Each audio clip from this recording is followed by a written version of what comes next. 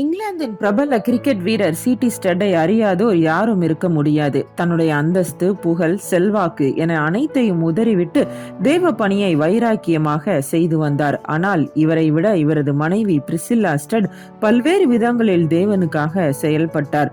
சீனாவில் ஊழியம் செய்த இவர்கள் அநேக சவால்களை சந்தித்தனர்.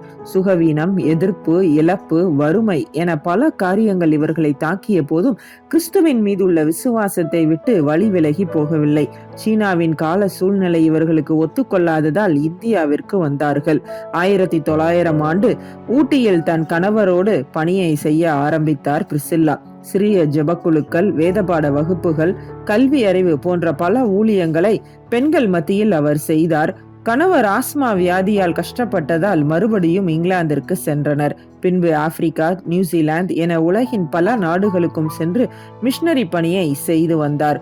ஊட்டியில் இவர் செய்த பணியால் இன்று பெண்கள் சமுதாயத்தில் உயர்ந்த நிலையில் உள்ளனர். பாடுகளை பார்த்து சோர்ந்து போகிறோமா அல்லது முன்னோக்கி செல்கிறோமா?